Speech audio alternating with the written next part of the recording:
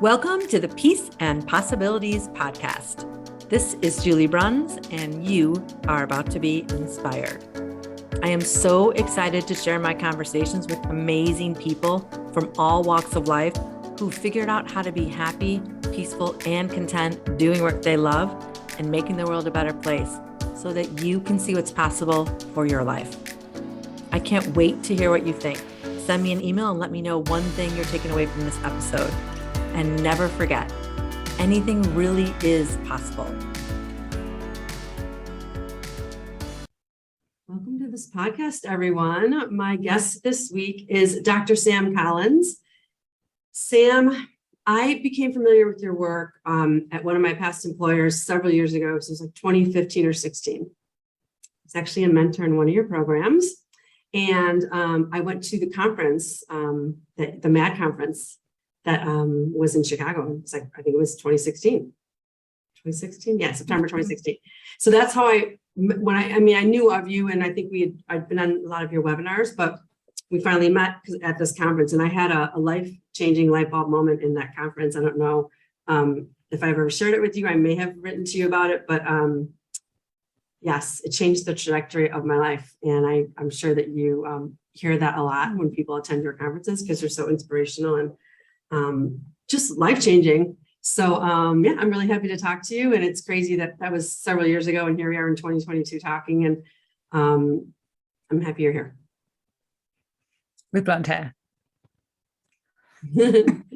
Well, thank you very much. It never ever gets old for me to hear that someone coming to an event or a conference, having that moment, and then hearing that it was life-changing. I'm not a drinker. I don't take drugs. I don't smoke, any of those things. This is my drug of choice.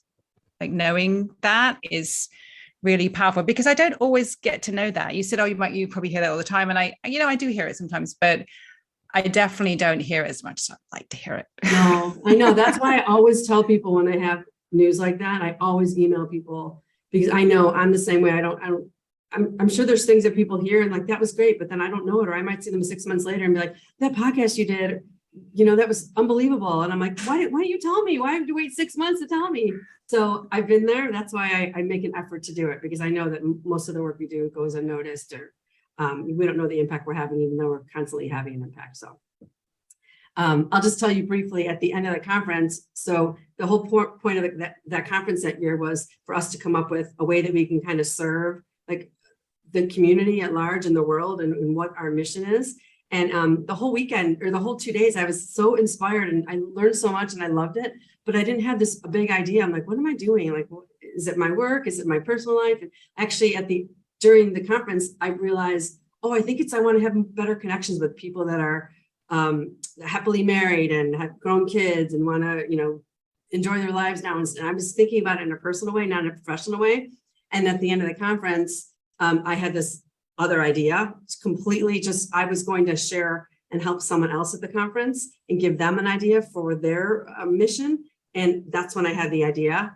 And I went up to someone at the conference and spoke about my idea. And then it ended up becoming this huge thing at company I was at. And it was just a phenomenal experience. And it was literally the last 15 minutes of the conference. So we're there for 2 days. What was it? What was it you ended up doing? It was we were supposed to go around and tell everyone an idea that we had, and then everyone was going to share, like, do you have an idea for me? Do you have a resource? Do you have something? And I'm like, I don't have anything I need help on, but I'll go help other people. So I started walking around, and then all of a sudden I was like, I was disconnected at work, and I worked in this virtual environment, and I'm like, I can't be the only one feeling this way, but this is before COVID. Like, I want to connect with people on a bigger scale and in a better way. And so I just walked up to a senior executive at our company, and I said, instead of saying like, this is the problem with our company, I said, do you think people would benefit if they felt more connected? And as soon as I finished that sentence, he just said, yes, yes, yes, like 3 times. I write about it in my book. And I said, he said, I do think we need that, and I will help you. What I said, I think I'd like to pick a topic that everyone can relate to in the company every single month. Pick one topic, tell stories about it, tell how it impacts people, make it global so everyone is welcome all over the world. and something I think everyone can relate to. So I just started researching things. And the first one I talked about was resilience or connection. And he's like, yes, you should do it. Just go ahead and start and I will help you. Very And nice. That resulted in over 3,000 people over 8 months coming to those workshops. Wow. Uh-huh. That's amazing, Julie. Well done. Yeah, it was awesome. It was awesome. Then it ended up being the premise for this book because all those topics were so life-changing for me. And I was like, I can tell personal stories and I can share how they've affected my life for the last 50 years. And so I ended up taking out the corporate part of it and putting in personal stories. And then my book was born. Very nice. And there it is. Yeah. Yeah. So tell people what I know that you do a lot. So tell people what you do and tell people how you figured it out. I know that you wrote a book and I know that you've been in this industry for a long time. I read your book, which I thought was awesome, Radio Silence, several years ago too. So tell people what you do and how you figured it out. Like were you just like, I want to be an international speaker and leader and kind of like shaker upper, or were you like, I'll just figure it out later, and then you just kind of fell into it? I never said to myself I'd like to be a shaker-upper, but I do really like that idea. I might have said that to myself a little bit when I was younger in a different way. So essentially, I run an organization called Aspire, and I'm the CEO and founder of Aspire for Equality. And my job really is to run this organization and have amazing team members and myself. We go out and we do different things. So we either are running a conference, so you talked about a conference that we came to, or it might be a workshop, or it might be a podcast, or it might be a book, or it might be something else. But the main sort of premise here and our passion and purpose is to really see happen what you've just explained.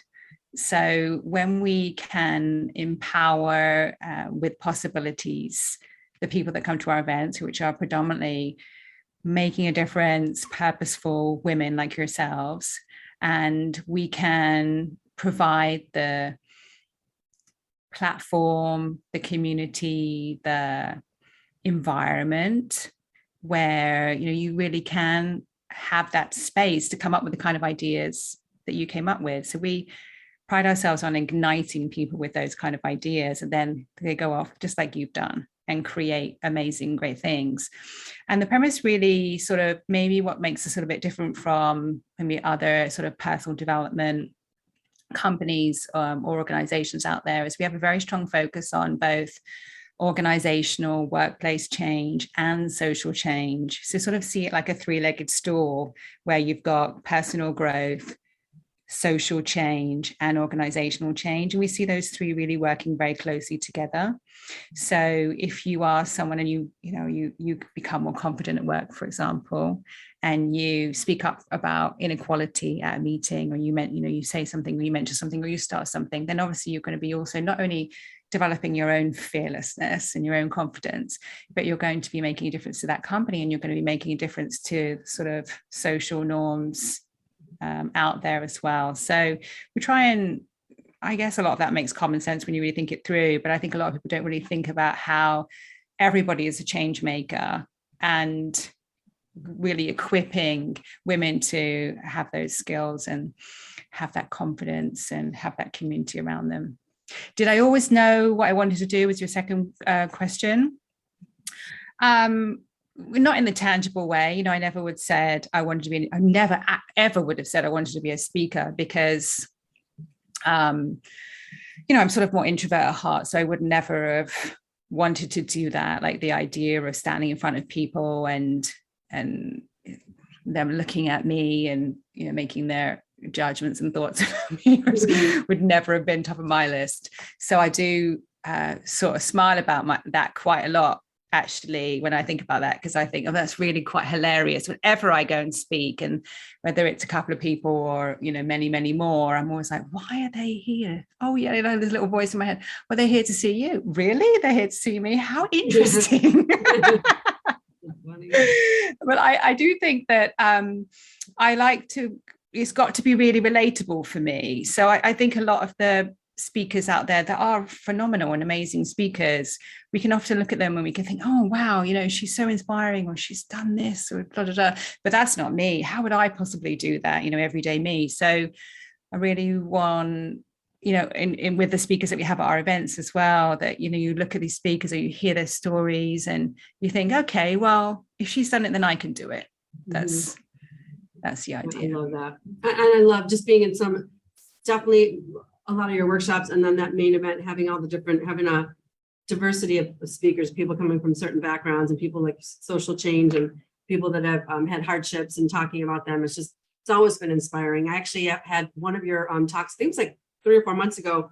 Karen Sherman was one of the speakers, and I reached out to her on LinkedIn. I'm like, come on my podcast and talk about all the work you're doing. And she did. So I had her on my podcast a couple of months ago. She was an inspiring one too. And it's just so fun to meet people that are doing great work, and that are like just going out there and just doing it every day instead of complaining about it, trying to make a difference, being a positive influence. And you always have such great people come to these events and talk. And it's just like this, wow, like you think your life's hard, or you think I can't do that. And then you hear about some of the people that you highlight that are doing just amazing things with not ideal backgrounds, or really, really hard backgrounds and upbringings. And it's like, come on, there's no excuse, especially in a country like we live in.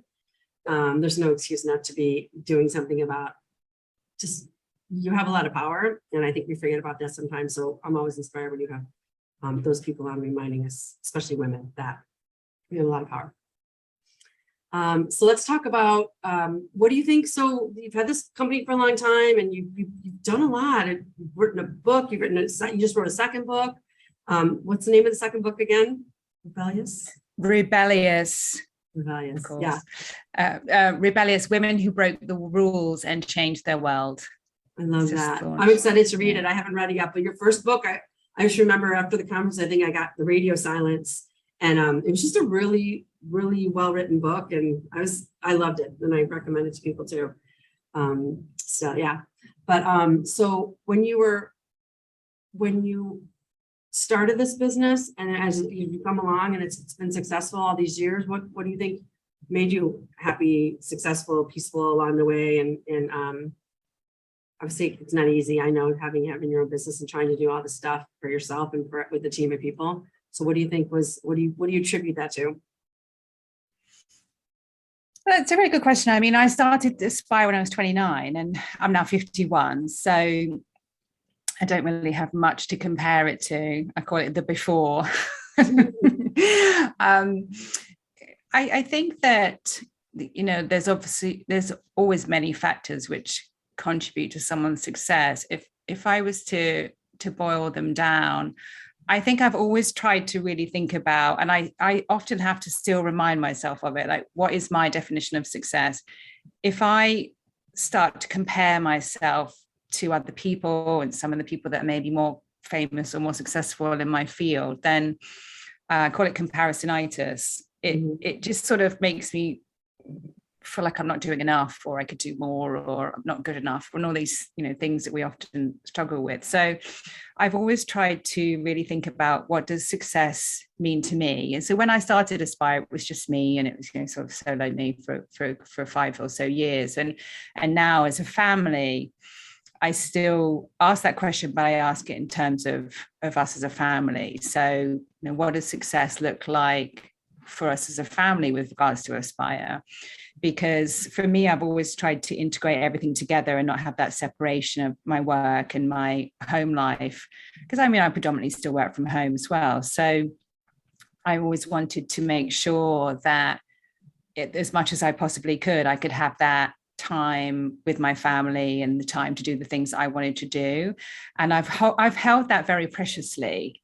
And people do say to me a lot, you're doing a lot, you must be really busy. And I'm not particularly, because I don't want to be. So I think if I had been like, okay, I'm going to build this big business and I'm going to have like teams all over the world, and I want to make, this million by this day, and all the maybe more traditional measures of success that are out there for businesses, I don't think I would be as happy, and I don't think I would have done some of the things I've done. So definition of success, I try to do a few things at once really well, rather than doing, too many things and getting frazzled with it, although that's something I do have to work on. And then the third thing is, to my detriment, I think sometimes, but I'm always challenging things, always. And I move incredibly fast. My husband sort of jokes that I do the work of 5-6 people in less time, Mm-hmm. So I'm always moving fast. I see myself as more of a sort of pioneering nature. And I'm always asking, what's next, what's out there, what's new, always wanting to reinvent and move forward, not for the sake of a branding exercise, but for the sake of what is there that's more valuable for me, for our community. And selfish as it may sound, I'm always experimenting this on myself. I'm always like, okay, what do I need? What do I need now? What's going to work really well for me? Because I know if I can try and test something, so I can't stand it when I'm at an event or something and somebody's up there on stage and they're talking about the latest, greatest this, and you can see clearly they're not implementing it themselves. I'm just kind of like, where's the integrity? So I'm always pushing, I'm always challenging, I'm always testing, I'm always looking at sort of the science and the academics of things, where that meets the spirituality of something, what the latest ideas are in sort of our kind of self-help field. Because, trying to bring all those things together. And that is always whirling in my mind. Yeah. So I think too, like you had mentioned, your husband said that you're always doing, the work of 5 people. And I think that's just usually women that are driven, and even just like type A personalities. You called yourself an introvert. I'm more of an extrovert, but I also have introverted qualities, but I'm also a doer, like I kind of like you were saying, and I want to move fast, and I have an idea and I want to try it out, and I don't want to talk about it and think about it and brainstorm about it for days and weeks on end. I just want to try it. And I think women in general are really good at that. They multitask, even though we all really can't. We know we can't multitask, but they think they're really good at it. They're better, definitely better than men. I don't know about your husband, but my husband will say, like, you just said 5 things. I only got 2 of them. Like, that's not how their brain works. We got to, we have to slow down for them if we want to get them to do some of the stuff we need them to do.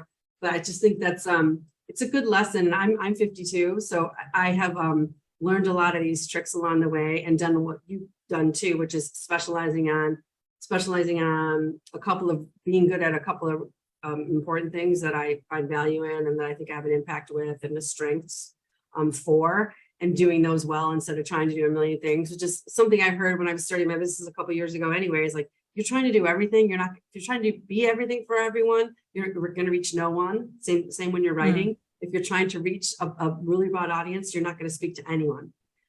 So I just took those to heart, and I've been, this is definitely something I wish I would have learned earlier. I was going to ask you that question too. Because I think in the beginning, when you're trying to climb a corporate ladder or build something, it's like, I think you have to be good at everything. And that's not really the reality. I mean, maybe a little bit if you're an entrepreneur and you're trying to do all the pieces together on yourself, but eventually you realize that's not sustainable. Nor is it really the way to go, because there's people out there that are really good at the stuff you're not, and they can help you, and then they can shine, and then you can shine better at the other things you're doing. So I'm just glad that there's people talking about it now, instead of just saying, oh, I do everything well. Or like you said, like, oh, I just build my business, then just to hell with my family or whatever it is. Like, that's not success. If that's what you want, and that's success, not, you don't have a family, that's one thing. But if you have a family and your family is important to you, then it's not successful to just only think about your business and ignore your family. You're not going to do both well, and you're not going to have both. So I'm just glad more people are talking about it today, for sure. Absolutely. Oh. So what advice do you have when people ask you for advice? I'm sure you get this mostly a lot at your conferences, I imagine, when you're having more one-on-one conversations and big discussions at these conferences, and people say, what's the secret? Or what advice do you have for people searching for a meaningful career? Or, I want a promotion, or I want a better job. What do you say to those people? Is there blanket advice, or is it always just depending on the person you're talking to?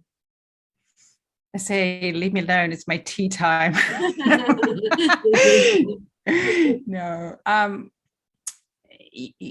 I think that it's really important when people come up to me in a conference, or, you know, people approach me, to try and sort of really tune into that person and understand what's going on for that person. What is it that they particularly need? And sometimes you sort of get this intuitive hit on what that might be, because I don't like to sort of rattle out glib advice that may or may not be relevant. And you can really see the people that are in some quite deep pain about things, and you can see and feel the people that feel quite trapped.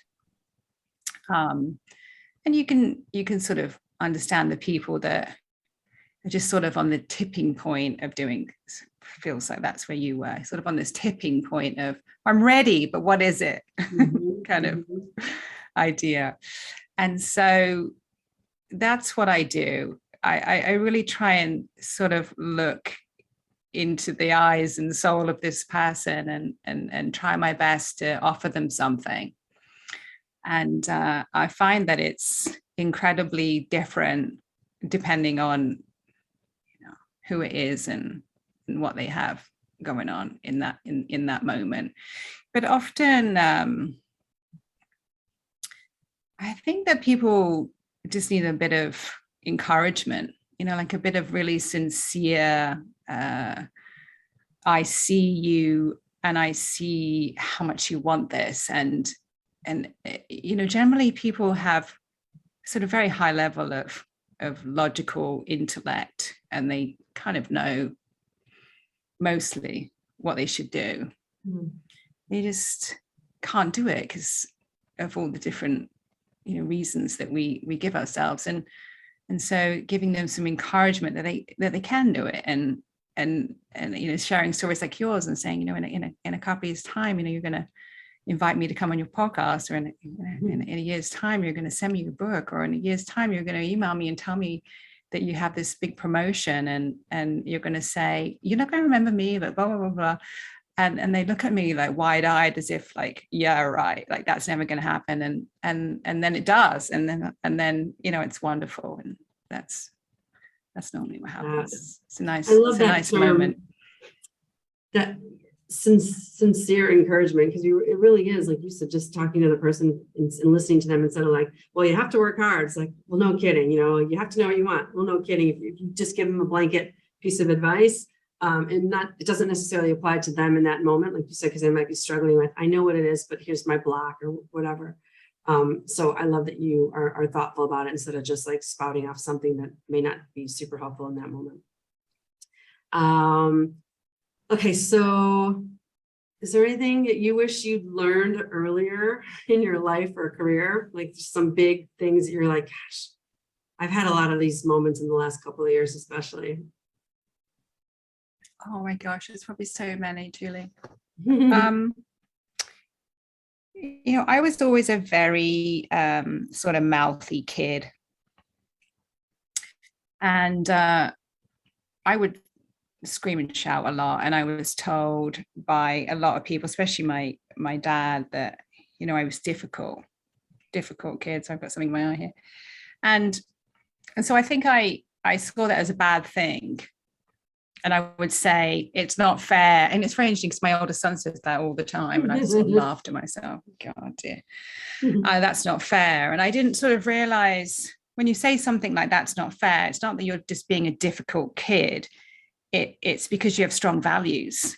It's because you're looking at right and wrong. You're trying to understand, why am I not allowed to do that? And why is my sister allowed to do that? Or why is this other kid allowed to do that? And it may not be very mature at that young age, but it is the beginnings of a strong voice. It's the beginnings of equality.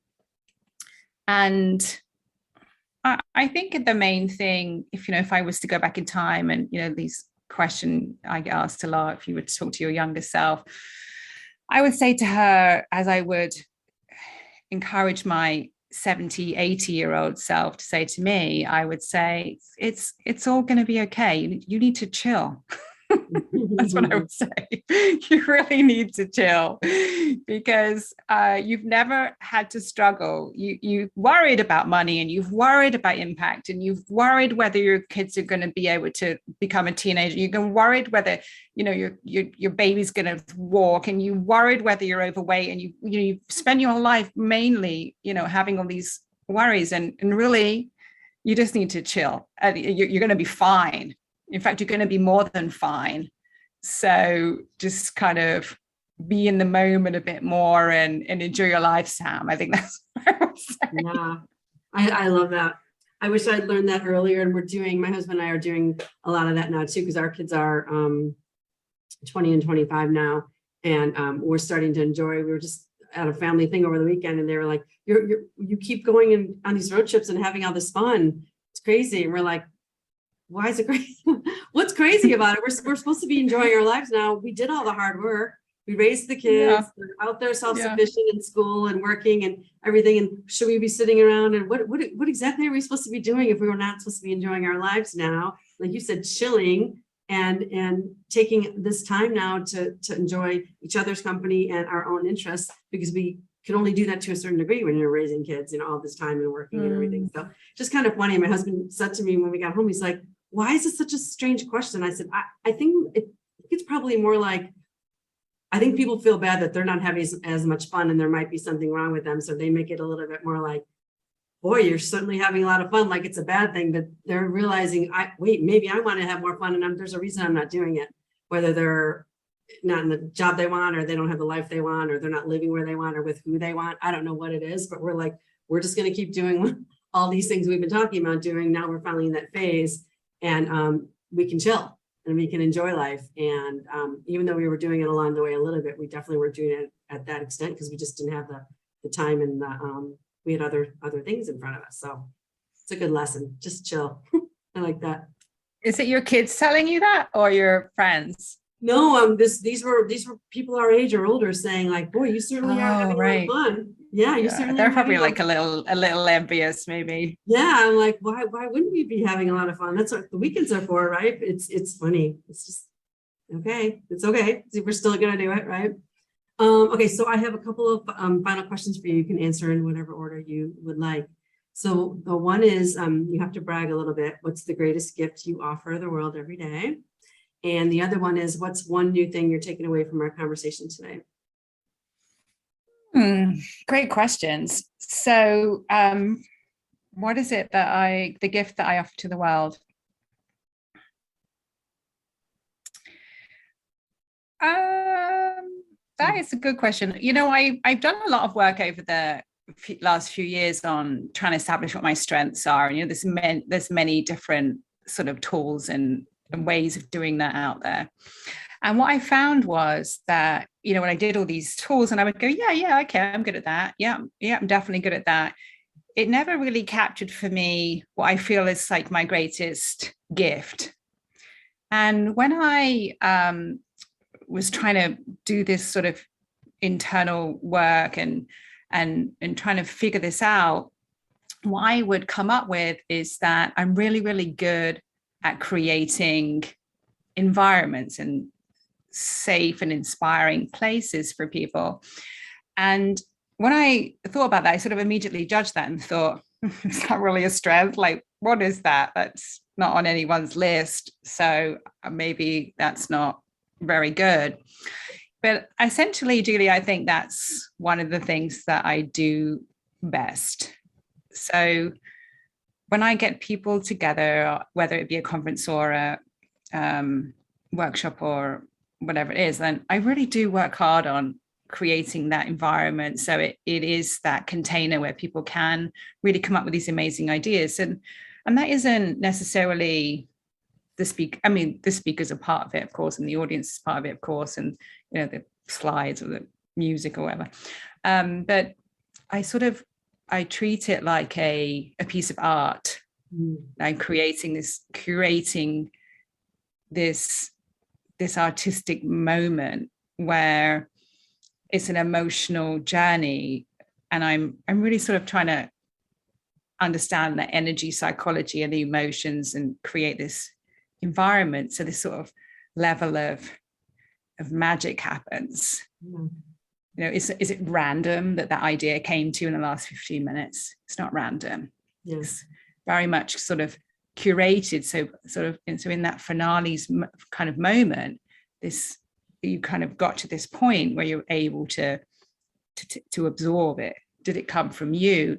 No, I don't believe it did. You know, I believe it comes from the energy that's created in the room, from the sparks that are created, from the purpose around it, from whatever your beliefs are, you know, the angels and spirits and whatever is there. You know, that's what I do really well. And I think that's a good gift to offer. I agree. And your question, what am I taking away? What am I taking away from our conversation today? Yeah, you know, lots of things. I think that you reconnecting with you, and there was something very special about 2016. Like, a lot of people come to me and say, I went to your conference in 2016. Not like I went to your conference in 2017 or I went to your conference in 2020. It's like, I went to your conference in 2016. So I was like remembering that magic. And, you know, as someone who's quite pioneering, I'm always thinking about the future, and I'm always thinking about what's next, and we're sort of trying to do more groundbreaking things. So what I don't do very often is think about the past and kind of go back to that time and remember some of the companies involved. And, you know, I'm remembering where you worked and, you know, the whole partnership that we had and, you know, all these different things. And it sort of fills me with quite a lot of joy, you know, when you say things like, you know, we've been doing this for, you know, your 20 years. And yeah, it's given me a very strong sense of peace, actually, which I think is a big part of your purpose. So I'm really grateful for that. Thank you. Yeah, it was super special. I remember being like, just like electrified when I left that conference. And I remember calling my husband on the way home. I think I called maybe my sister or my friend. And I was just like, I just was filled with all of this great energy. And I'm one of those people, when I'm filled with it, I take action, because I know that energy is like a high. And if you wake up a couple of days later, like, and you didn't do it, it's like, if you don't do it then, you're not going to do it. It sparked a lot of stuff. And I just know that that's the way it goes for me anyways, and generally probably for a lot of people. So I took action and I made changes, and I did what I said I was going to do. And it's all because, you know, sitting at that container that you created in that special way, and all those people there wanting to be inspired and wanting to help each other. And that's why I love going to those conferences so much, especially in person, because you just get energy from other people. And all of a sudden there's a new kind of energy because of all the people that showed up. I'm just going to finish with this final story. I was at a conference, a work conference this last couple of days, and the last speaker was the final speaker of the conference. You know, a lot of people leave the conference early because they need to catch their flights or go home or whatever. And I was like, I'm not leaving early. I'm driving, so I don't have to catch a flight. I don't have a good excuse. I'm going to sit here. He was the best speaker of the conference, the best. He should have been the opening, but I said, you know what? I'm glad you weren't the opening, because you know what? At the end of the day, the people that are sitting there are the people that want more of whatever they came here for. They want to learn more. They want to meet more people. They want something else, to leave with something else. I said, and I love that you were the best one at the end, because all these people here were more committed than the people at the beginning. That's kind of how I saw it. And you touched people at a deeper level, because the people here really, really stuck it out, and they maybe they lost a little time with their family or on the way to their flight because they listened to you, but it was totally worth it. And that's why we do what we do when we go to these conferences and try to get inspired and learn more and connect with new people. And that was your conference in 2016. The M.A.D conference it's going to go down as one of my favorites. It's right now, it's still my favorite conference. But just being able to have all that energy and be around people that are trying to make a difference too is super special. And thank you for the work you're doing. And I'm happy that you're still doing it. I'm excited to read your new book. Tell everyone how they can get involved with your work. What's the easiest way? Oh, well, before I do that, I want to say you're really, really good at acknowledging people. And I really appreciate that. You know, the story that you told about acknowledging the speaker at the end, you know, you're really good at that. And you've done that with me, and you did that with him. And that's such a gift, because it doesn't happen all the time. You know, we get told, everybody, not just speakers, but, you know, we get told we're not very good and where we need to improve. It doesn't happen enough that there are people out there that are like, you're great, you're doing great, that was wonderful, you know, there was 3 people stayed, but I loved you, you know, like that's really fabulous. Yeah, so I have a new book out. It's called Rebellious and it's on Amazon. So yeah, buy, look, read, do review. Only if you like it. If you don't review. You have an audiobook, So, Sam? I didn't see. Is there an audiobook too? No, I am considering doing an audiobook. I'll do my first book first and then maybe do Rebellious after that. And then, yeah, I think, check us out on aspireforequality.com. And, I have a podcast as well, Dr. Sam Collins podcast on Apple. So there's lots of good ways to find out about what I'm doing. Just Google me and see all the bad hair photographs over the years and you'll know who I am. Yeah, awesome. Thank you very much. Thank you so much. And keep doing your great work. And I'll always be connected to your mission and your workshops and look forward to meeting new people that you find that are changing the world so it can be better. So that's what I'm all about too. So thank you. Oh, my pleasure. We have a conference we brought our conferences back after 2 years of no conference. We had virtual conferences, but no conferences in person for 2 years. So we're doing our first in-person conference in December in London. So maybe it's a little trip to Europe for you. Yeah. So, and people can find out about it on that website. Yeah. Awesome. Aspire Bold Leadership. Thanks, Sam. It's so nice to finally. Thanks, Julie. Talk to you Thanks so much. Yeah. All right. Take care. Bye, everyone. Thanks so much. Bye, everyone. Bye. Thanks for listening. I hope you loved this episode. Don't forget to like us, subscribe, review, and share it. I hope you were truly inspired.